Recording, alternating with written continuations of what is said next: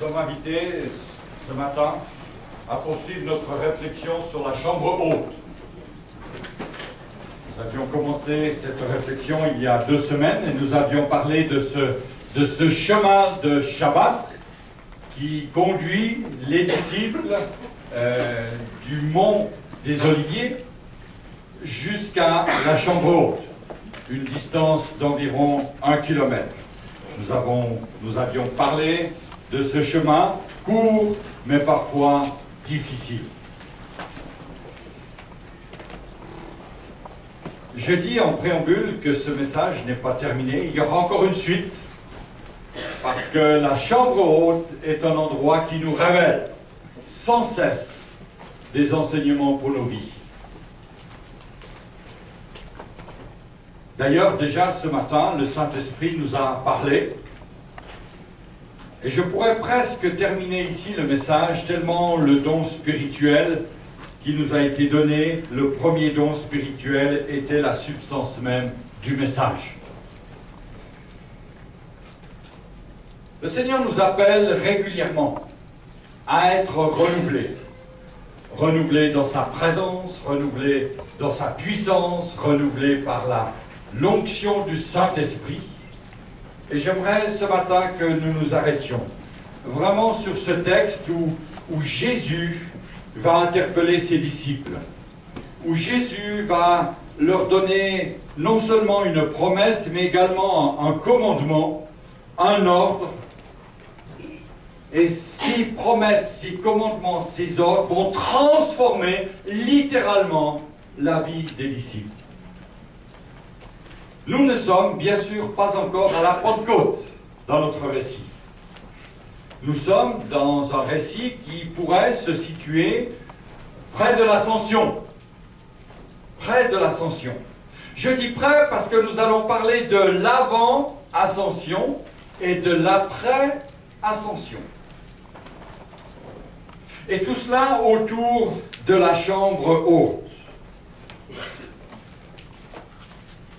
Nous savons, bien-aimés, que l'Esprit de Dieu est au milieu de son peuple. Et nous pouvons nous réjouir de cela. L'Esprit de Dieu demeure en nous. L'Esprit de Dieu habite en nous. Le Saint-Esprit habite dans l'Église. Et cela nous réjouit. Lorsque nous avons besoin d'être renouvelés individuellement, lorsque nous avons besoin d'être renouvelés collectivement, ce n'est pas le Club Med qui va s'en occuper. C'est le Saint-Esprit. Alors bien sûr, les vacances, c'est agréable. Ça donne un peu de la couleur à la peau, pour ceux qui ne sont pas bruns, noirs comme blancs. Ça donne un autre visage sur le monde. Mais ce n'est pas ça qui renouvelle notre âme. Ce n'est que le Saint-Esprit.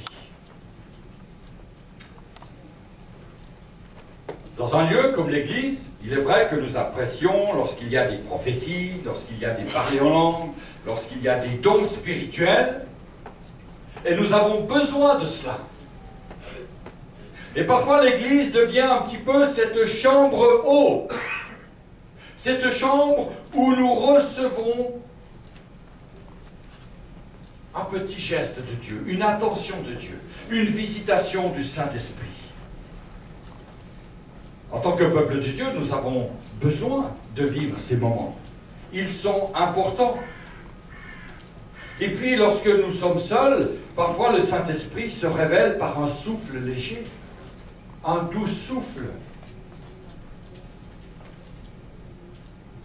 Les défis qui sont devant nous, on l'a entendu, sont immenses. Des temps difficiles sont là, et je crois que le nier serait mentir. Mais nous avons cette puissance de l'Esprit Saint. Nous ne pouvons rien faire sans l'Esprit de Dieu. Il est le consolateur. Il est celui qui vient consoler les cœurs brisés, les cœurs meurtris. Il est celui qui vient encourager celui qui a besoin d'être encouragé, comme aussi reprendre celui qui a besoin d'être repris. Et là, je comprends que vous ne dites pas Amen. Parce qu'on n'aime pas trop être repris. Mais c'est le rôle du Saint-Esprit. Attendez, le Saint-Esprit n'est pas celui qui vient nous caresser, toujours dans le bon sens. Alors, il y a des gens qui sont faciles à caresser dans le bon sens. Il y a des gens qui sont plus difficiles. Mais le Saint-Esprit fait les choses à merveille. Soyons sensibles à la voix du Saint-Esprit.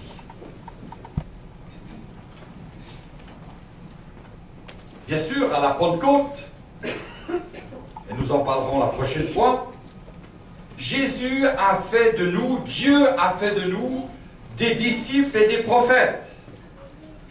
Non pas que nous allons nous habiller comme Jean-Baptiste, nous promener avec des sandales et un bâton et manger des sauterelles. Non. Mais il a fait de nous des prophètes, des hommes et des femmes de Dieu, qui savent apporter avec justesse le conseil de Dieu, qui savent retransmettre avec une certaine doigté, un tact, les paroles de Dieu. L'Esprit du Seigneur, pour apporter à notre monde une parole d'encouragement, communiquer une pensée juste. Alors j'aimerais que nous puissions retourner quelques instants à la chambre haute pour nous laisser toucher par la présence de Dieu. Le texte que je lisais il y a 2 semaines se trouve bien sûr dans Acte 1. Dans Acte 1, nous découvrons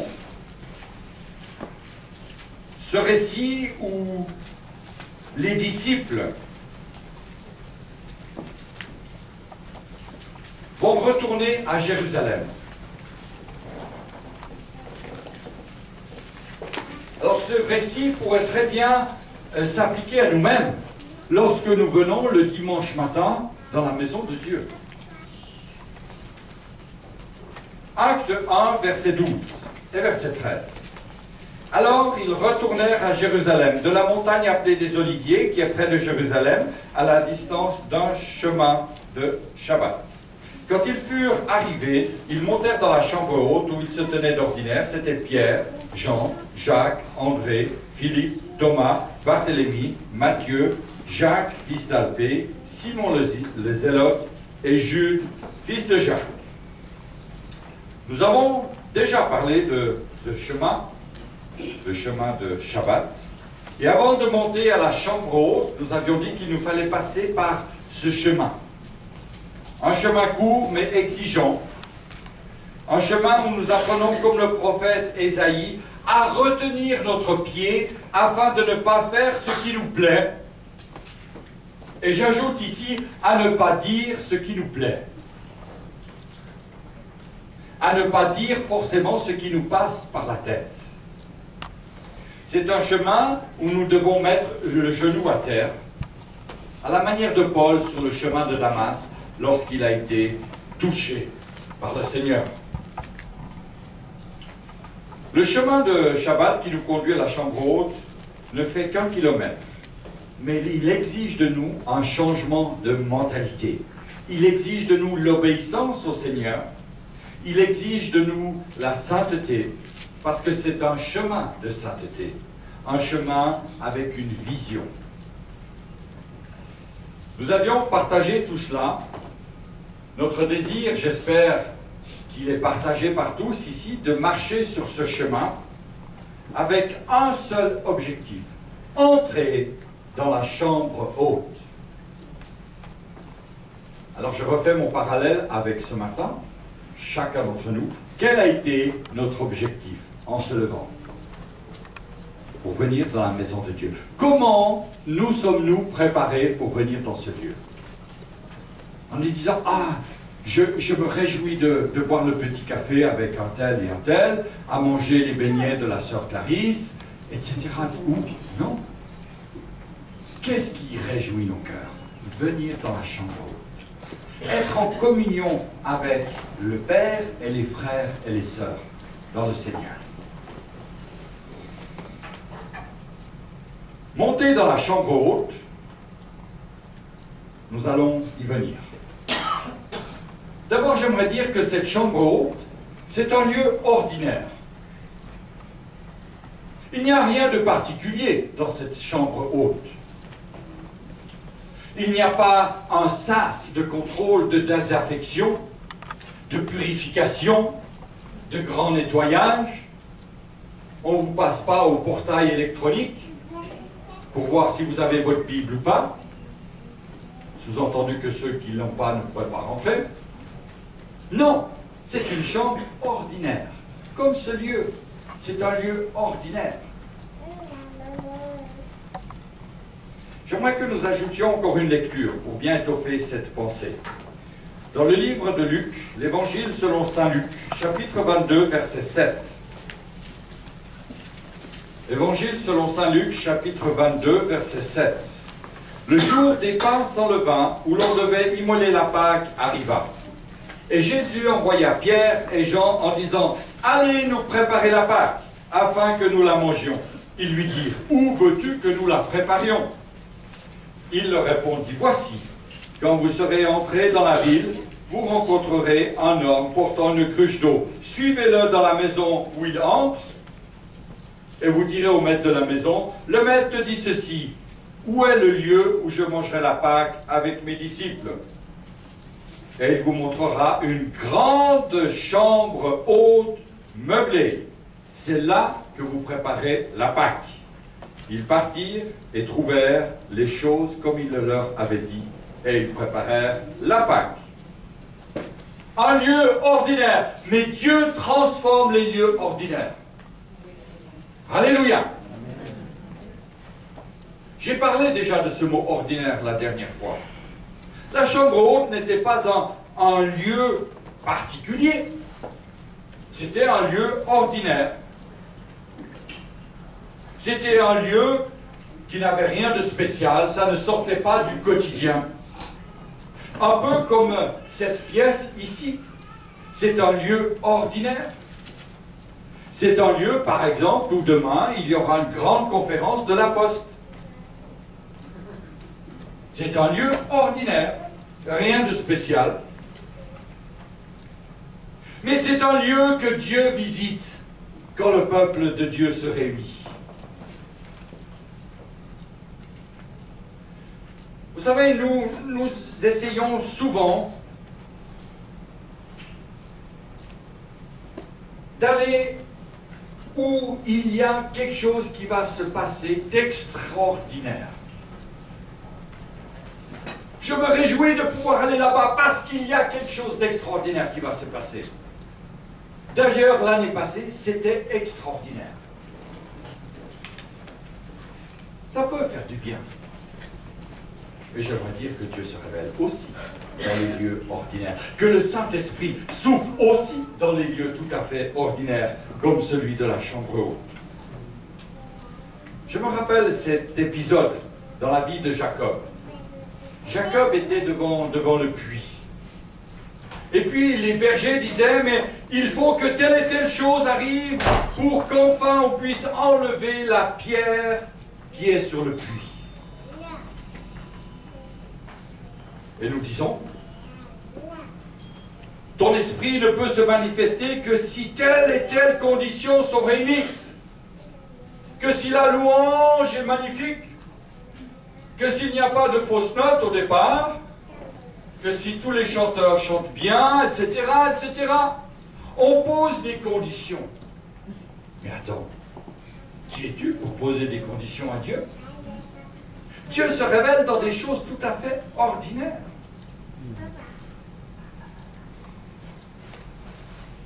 Quand les prédications sont apportées, mes frères et mes sœurs, ne pensez pas que ce sont vos pasteurs qui parlent.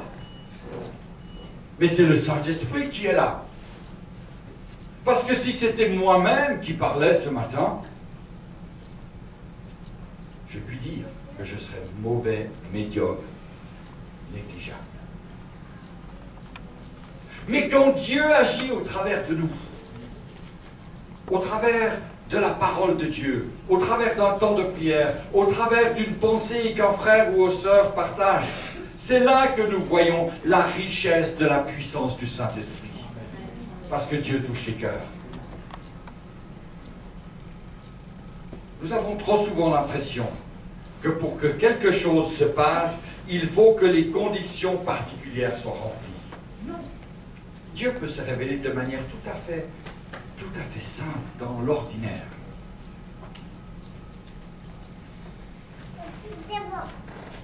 Je vous rappelle que dans la chambre haute, il n'était que 120. Il n'y avait pas d'orchestre professionnel, il n'y avait que des gens, des frères, des sœurs, qui vivaient une communion fraternelle, jour après jour. Et là, Dieu a envoyé le Saint-Esprit. Alléluia! Je ne sais pas si vous vous souvenez, ah non, parce que vous n'y étiez pas, mais au début du 19e siècle, le mouvement de Pentecôte a démarré. Où? Dans une cathédrale.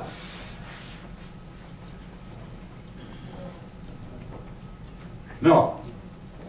Dans un temple. Non. Dans une usine. Où? À Rome. Abidjan. Tombouctou. Où? Los Angeles. Waouh! Il y a des bonnes choses qui se passent à Los Angeles. Ah oui, il n'y a pas que des étoiles sur les trottoirs sur lesquels on marche et on crame le chewing-gum. Il y a la puissance de Dieu qui s'est manifestée. Et vous savez qui était l'homme que Dieu a utilisé? Un cuisinier pasteur. Un homme tout simple. Un cuisinier. Il faisait des hamburgers toute la journée. Et Dieu a touché son cœur. Et il a été un canal employé par Dieu pour ce réveil. Alléluia. Le réveil d'Azusa Street. Le réveil qui est venu par des fils d'esclaves. Cet homme, c'était William Seymour. Ne l'oublions pas. Un homme qui a beaucoup fait pour le mouvement de Pentecôte. Un homme de Dieu. Mais mes frères et sœurs, nous ne sommes pas là pour mettre un homme sur un piédestal, mais nous sommes là pour élever le Saint-Esprit. Et le Saint-Esprit agit au travers de cet homme, et il peut agir au travers de chaque homme. Personnellement, je suis convaincu que le réveil, s'il vient encore dans notre pays, avant le retour du Seigneur Jésus, ne proviendra pas de grands rassemblements, mais au sein des églises locales, dans les maisons, dans les familles, dans l'église locale. Alors venons maintenant à notre chambre haute.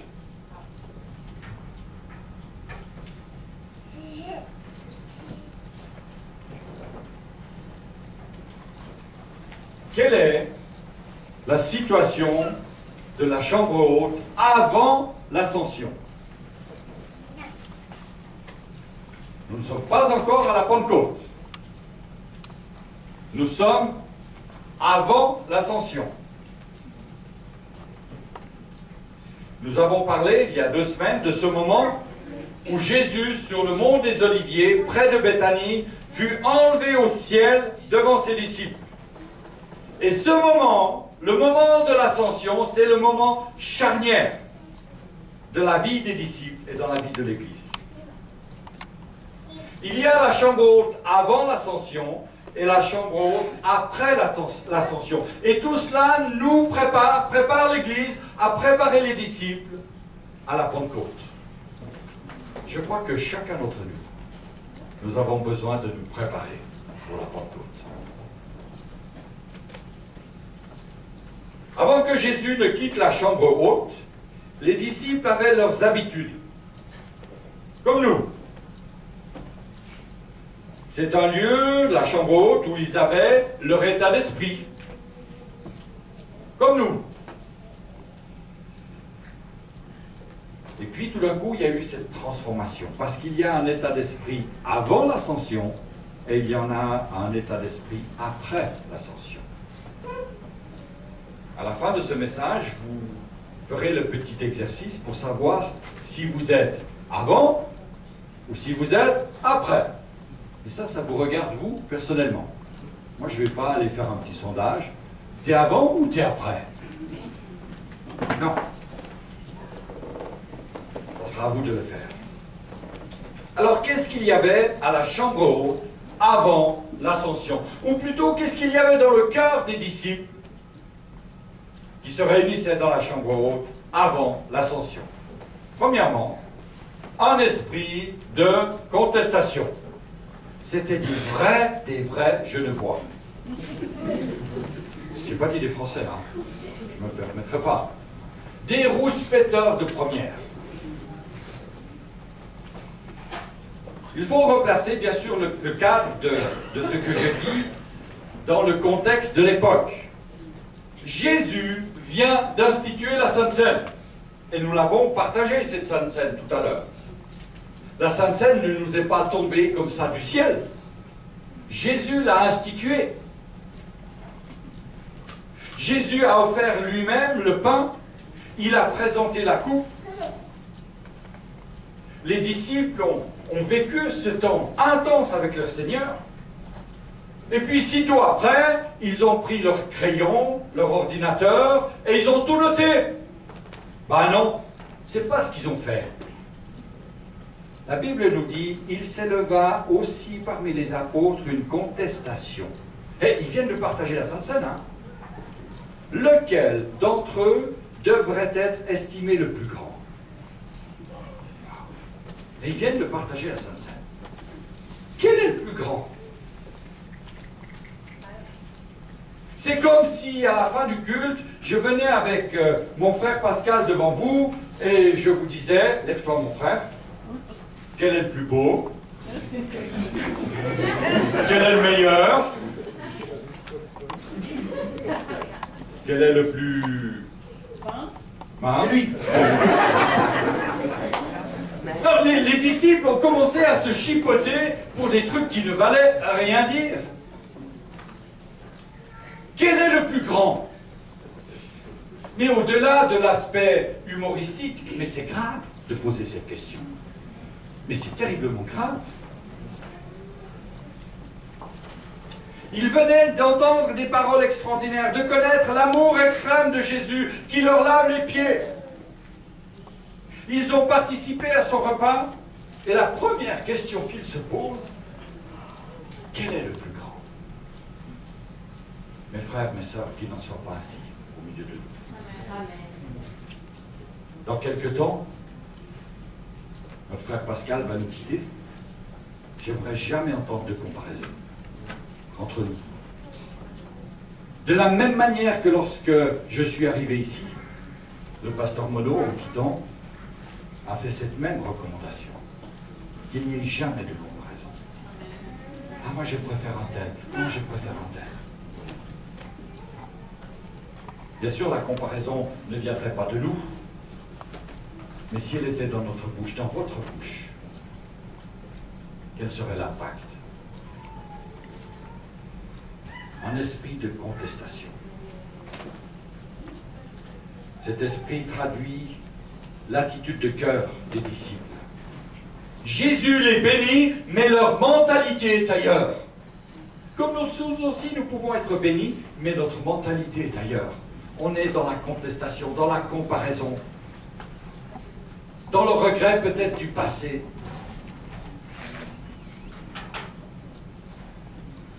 Un esprit de vantardise. C'est ce qui animait le cœur des disciples. Un instant plus tard, Jésus avertit Pierre.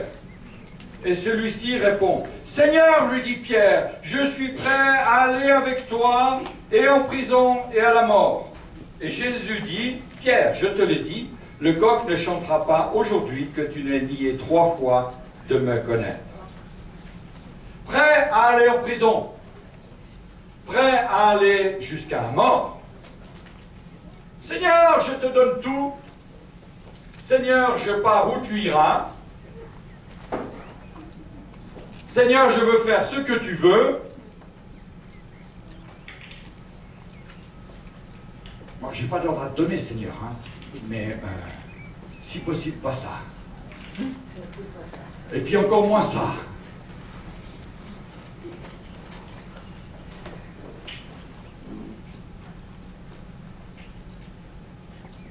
Jésus va dire à Pierre, je te le dis, le coq ne chantera aujourd'hui que tu n'aies régné 3 fois de me connaître. Que jamais, mes frères et mes sœurs, nous soyons amenés à renier notre Seigneur. Attention à ce qu'on dit au poids des paroles. Lorsque Pierre a entendu le coq chanter, j'aurais pas voulu être à sa place. Son cœur a dû prendre l'accélérateur. Un esprit de vantardise remplissait Pierre. Qui est le plus grand? L'esprit de contestation. J'irai où tu iras, esprit de vantardise. Voilà les ingrédients que nous trouvons dans ce lieu ordinaire, dans cette chambre haute avant l'ascension. Et ce n'est pas fini. Regardez. Un esprit charnel. Nous sommes dans la chambre haute. Nous sommes dans ce que nous pouvons appeler aujourd'hui la maison de Dieu. Nous sommes 40 rue de Montbriand, 4e étage, dans la maison de Dieu. Alors il y avait là un esprit charnel. Luc 22, verset 37. Car je vous le dis, il faut que cette parole qui est écrite s'accomplisse en moi. Il a été mis au nom des malfaiteurs. Et en ce qui me concerne, elle est sur le point d'arriver. Ils dirent, Seigneur, voici 2 épées. Et il leur dit, cela suffit. Les disciples ont réagi avec un esprit charnel. Luc 22, verset 37 et verset 38. Cela me fait penser encore à Pierre, quand il est repris par le Seigneur en Galilée.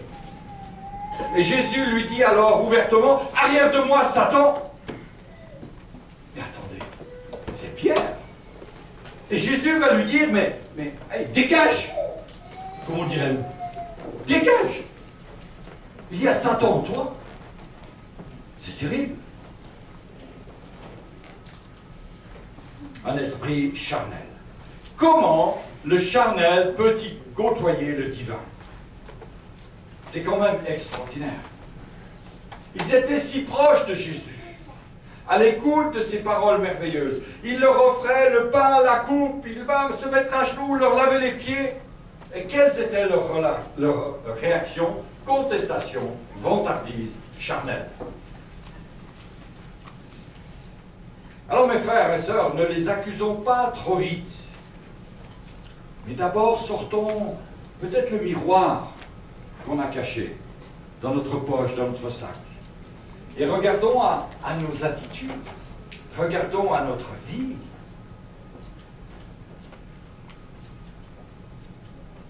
Nous touchons au divin dans la chambre haute. Ce lieu ici est un lieu divin. Par nos attitudes, par ce genre d'esprit que nous pouvons développer parfois, la présence de Dieu part. En un instant, en un clin d'œil. Il faut être attentif à cela. Le Saint-Esprit, c'est comme une colombe que l'on peut effrayer. Et ce matin, je suis allé soigner mon cheval, avant de venir. Et puis, je suis monté sur l'endroit qu'on appelle la fenière pour descendre la paille. Et puis là, je me suis trouvé en face d'un chat. En plus, il était noir. Il n'avait qu'un œil. Donc, il n'était pas très beau. Et ce chat a voulu me sauter dessus. Parce qu'il avait un petit quelque part dans la panne. Il était là, mais fou. Et le chien est venu à mon secours. Alors il y a eu un tête-à-tête entre chat et chien, je ne vous explique pas. Et qui a eu le dessus? Le chien. Donc le chat s'est mis un petit peu sur une poutre là. Et le chien, je l'ai renvoyé. Mais je devais passer sous la poutre. Il y avait le chat qui était comme ça dessus. Je dis, mais si je passe, il va me sauter dessus ce chat. Bon, qu'est-ce qu'on fait? On prend le balai et puis... Voilà. Donc le chat est parti, j'ai pu passer. Qu'est-ce que je voulais dire avec tout ça? Je ne sais plus. Non, c'est pas ça que je voulais dire. Oui, il avait un mauvais œil. Je ne sais plus ce que je voulais dire. Comment? Oui, on est surpris, on peut être surpris. On peut être surpris par quelque chose qui arrive. On peut être... bon, je sais qu'il n'y a pas de chat au milieu de nous, et encore moins de chiens, mais on peut être surpris par les choses du monde. Tout d'un coup, ça nous arrive là, ça nous prend. Quelle est notre réaction?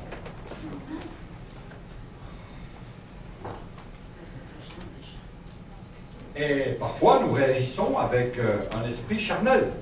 Ah, c'est vrai que le moment où j'ai pris le balai, c'était pas divin, c'était charnel. Là, je ne l'ai pas tapé, non, mais je l'ai caressé dans le bon sens du poil. Je l'ai fait partir. On réagit avec un esprit charnel.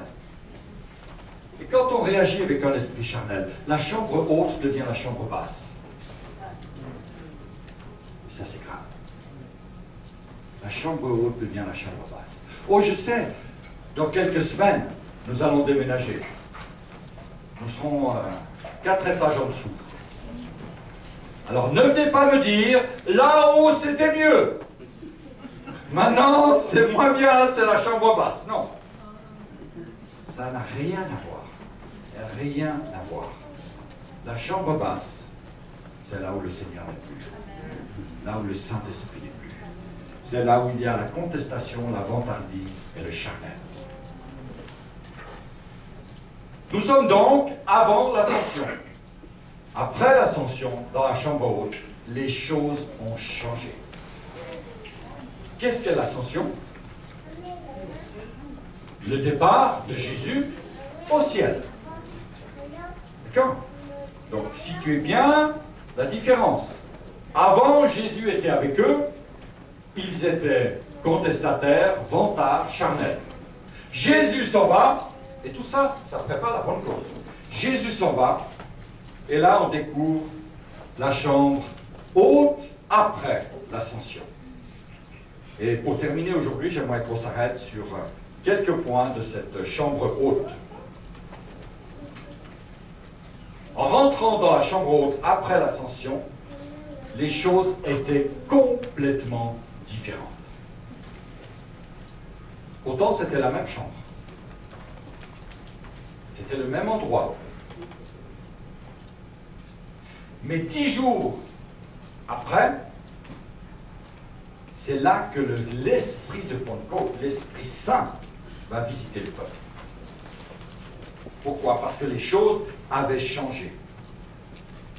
Même bâtiment, même lieu, on pourrait dire même chant, même pasteur, même chaise, même musicien, même météo, mais quelque chose a changé. L'ordre avait été donné par Jésus lui-même. Restez à Jérusalem jusqu'à ce que vous soyez revêtus. Et moi j'aimerais vous dire, mon frère, ma soeur, peut-être qu'il y a des choses dans l'Église que tu ne comprends pas. Peut-être que tu as envie de faire ta vie ailleurs. Je te dis, reste dans la maison de Dieu. Jusqu'à ce que le Saint-Esprit ait parlé à ton cœur. Jusqu'à ce que le Saint-Esprit t'ait visité. J'aimerais même dire jusqu'à ce que le Saint-Esprit t'ait guéri. Des blessures du passé. Des amertumes qui sont au fond. Des choses qui sont encore cachées. Le Seigneur aimerait faire cette œuvre en toi. Le Seigneur te dit, reste. Jusqu'à ce que tu sois revêtu de la puissance du Saint-Esprit. Parce qu'il y a une promesse, non pas seulement un ordre, mais aussi une promesse. Je vous donnerai le paraclète, en grec, qui veut dire en français le consolateur. Wow. Quelqu'un qui me console. Quelqu'un qui connaît mes besoins. C'est le Saint-Esprit. Et c'est peut-être ce dont tu as besoin ce matin. D'être consolé, d'être relevé. Les disciples revinrent avec cette mentalité. Ils n'étaient plus remplis de leur propre mentalité, mais ils étaient tous ensemble unis. C'est le chant que nous avons chanté tout à l'heure. Tous unis par l'Esprit. C'est pas tombé par hasard. C'est Pascal qui a choisi les chants. Les prophéties qui nous ont été données ce matin par deux sœurs simultanément, ce n'est pas par hasard. Dieu a conduit les choses. Et moi je veux croire que la mentalité des disciples, parce qu'elle a été changée, nous pouvons croire que la nôtre peut aussi être changée. Nos mentalités, nos principes, nos habitudes. Il y en a des bonnes d'habitudes.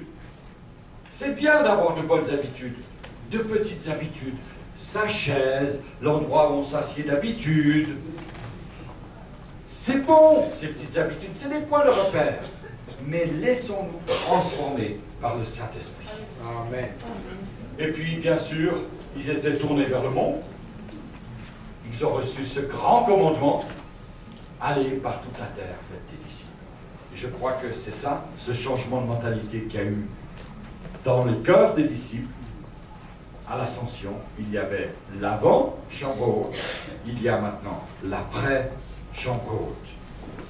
Les cœurs ont été profondément changés. Leur vision du monde a été changée. Leur vision de l'œuvre de Dieu a été changée. Et si nous avons soif de voir des changements dans notre ville, dans notre quartier, dans notre maison, dans notre famille, cela passe par le changement de la chambre haute. Amen.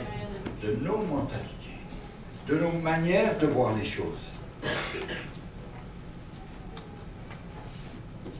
Je termine avec cette pensée.